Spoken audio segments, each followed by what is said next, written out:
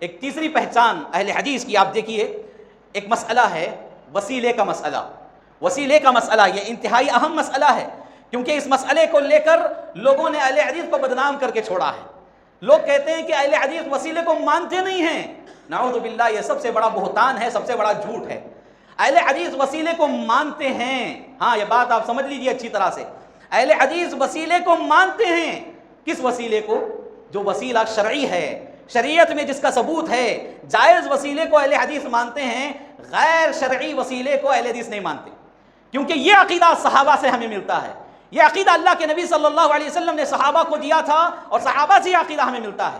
سیدنا عمر بن خطاب رضی اللہ تعالیٰ عنہ کی ایک روایت موجود ہے وسیلے سے متعلق، یعنی بہت سارے لوگ مردوں سے وسیلہ مانگتے ہیں، جو وفات پا چکے ہیں، انتقال ہو چکے ہیں، ان سے وسیلہ طلب کرتے ہیں، جبکہ مردوں سے وسیلہ طلب کرنا یہ ناجائز ہے، بلکہ شرک ہے، حرام کے زمروں میں اس کو شمار کیا گیا ہے۔ میرے بھائیوں، عمر بن خطاب رضی اللہ تعالیٰ عنہ کے زمانے میں کیا ہوا؟ بارش کی کمی ہو گئی، قحط سالی، قحط پڑ گیا۔ اب عمر بن خطاب رضی اللہ تعالیٰ عنہ اللہ رب العالمین سے بارش کی استسقاء کی دعا کرنا ہے، تو کیا کیا؟ آپ کے درمیان پیارے نبی صلی اللہ علیہ وسلم کے چچا حضرت عباس رضی اللہ تعالیٰ عنہ موجود تھے۔ عمر بن خطاب رضی اللہ تعالیٰ عنہ نے دعا کیا کی؟ اے اللہ، جب تک ہمارے درمیان پیارے نبی صلی اللہ علیہ وسلم تھے، ہم ان کے وسیلے سے تجھ سے دعا مانگا کرتے تھے، تو بارش نازل کرتا۔ اب ہمارے درمیان پیارے نبی صلی اللہ علیہ وسلم نہیں ہیں، لیکن ان کے چچا عباس رضی اللہ تعالیٰ عنہ ہیں، اور یہ ہمارے بزرگ ہیں، ہم ان کے وسیلے سے دعا مانگتے ہیں، اے اللہ بارش نازل فرما۔ یہاں ایک بات یہ معلوم ہوتی ہے کہ جو بزرگ، جو نیک، جو صالح، متقی، پرہیزگار آدمی زندہ ہے، اس سے کیا وسیلہ جائز ہے۔ یہ اہل حدیث کا ایمان اس پر بھی ہے۔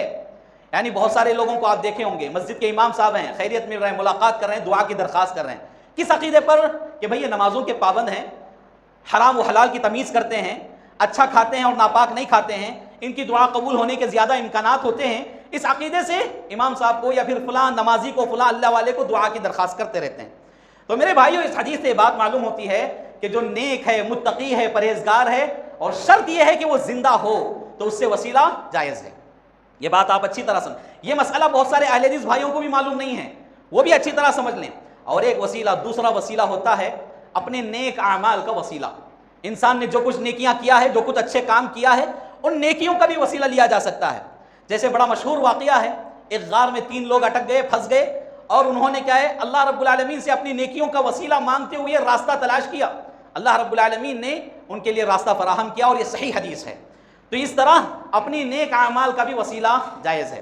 ایک تیسرا وسیلہ ہے اللہ رب العالمین کے پاکیزہ ناموں کا، اسماء الحسنہ جس کو کہا گیا ہے۔ قرآن اور حدیث میں جو صحیح سندوں کے ساتھ احادیث صحیحہ میں جو نام اللہ کے بیان کیے گئے ہیں، جو صفات اللہ کے بیان کیے گئے ہیں، ان ناموں کے ذریعے وسیلہ طلب کیا جا سکتا ہے۔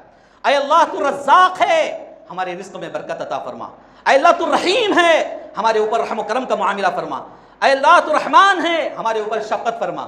اس طرح اللہ کا نام لے کر، اس کا وسیلہ لے کر، یا پھر اے اللہ میں تیرے اسماء حسنہ کا واسطہ دے کر تجھ سے یہ دعا مانگتا ہوں، تیرے اسماء حسنہ کا وسیلہ لے کر تجھ سے دعا مانگتا ہوں، اس طرح اللہ کے اسماء حسنہ پاکیزہ ناموں کا وسیلہ لے کر دعا مانگنا جائز ہے۔ شریعت میں یہ 3 قسم کے وسیلے ہیں جو جائز ہیں، اور اہل الحدیث یہی عقیدہ رکھتے ہیں۔ اور یہ 3 قسم کے جو وسیلے ہیں، یہ صحابہ سے ثابت ہیں۔ کیوں؟ صحابہ کو اللہ کے نبی صلی اللہ علیہ وسلم نے بتائے تھے، اللہ کے نبی صلی اللہ علیہ وسلم سے انہوں نے علم حاصل کیا، اور ایسا ہی وسیلہ یہ ان کے پاس تھا۔ اب اس کے علاوہ جو مردوں سے وسیلہ طلب کرتے ہیں، جو وفات شدہ ہیں، انتقال شدہ ہیں، ان سے جو وسیلہ طلب کرتے ہیں، یہ جائز نہیں ہے، یہ غیر شرعی ہے۔ صحابہ کرام رضوان اللہ علیہم اجمعین میں بہت سارے صحابہ پیارے نبی صلی اللہ علیہ وسلم کے وفات کے بعد بھی زندہ رہے ہیں۔ کسی ایک صحابی سے کوئی ایسی دلیل نہیں ملتی کہ وہ اللہ کے نبی صلی اللہ علیہ وسلم کی وفات کے بعد اللہ کے نبی صلی اللہ علیہ وسلم کا وسیلہ طلب کیے ہوں۔ خود اللہ کے نبی صلی اللہ علیہ وسلم کی حیات طیبہ میں اللہ رب العالمین نے ابراہیم علیہ السلام کی شریعت کو پیارے نبی صلی اللہ علیہ وسلم کے لیے دین حنیف کا ذکر قرآن مجید میں موجود ہے۔ یعنی ابراہیم علیہ السلام کی بڑی فضیلتیں، بڑی دعائیں وغیرہ اللہ نے قرآن میں بیان کیا، لیکن اللہ کے نبی صلی اللہ علیہ وسلم نے اپنی 63 سالہ زندگی میں کبھی بھی ابراہیم علیہ السلام کا نام لے کر وسیلہ طلب نہیں کیا۔ اب آپ کہیں گے کہ بھائی وہ تو نبی تھے، ان کو وسیلے کی کیا ضرورت تھی، وہ تو صحابہ تھے، ان کو وسیلے کی کیا ضرورت تھی، اس طرح کی باتیں کہہ سکتے ہیں۔ لیکن پھر جو 3 شرعی وسیلے جائز ہیں، اس پر عمل کیوں کیا صحابہ نے؟ اگر ان کو ضرورت نہیں تھی تو اس پر عمل کیوں کیا؟ تو پھر میرے بھائیوں، قابل غور بات یہ ہے کہ وسیلہ جائز ہے، صرف شرعی وسیلہ جائز ہے، غیر شرعی وسیلہ جائز نہیں ہے، اور اہل الحدیث کا یہی عقیدہ ہے۔ جو سند صحیح سند کے ساتھ وسیلہ جائز شدہ جو ثابت شدہ ہے اس پر ان کا ایمان ہے، اس کے علاوہ جتنے غیر وسیلے ہیں وہ سارے ان کے نزدیک جائز نہیں ہیں، کیونکہ صحابہ سے یہی عقیدہ ہمیں ملتا ہے۔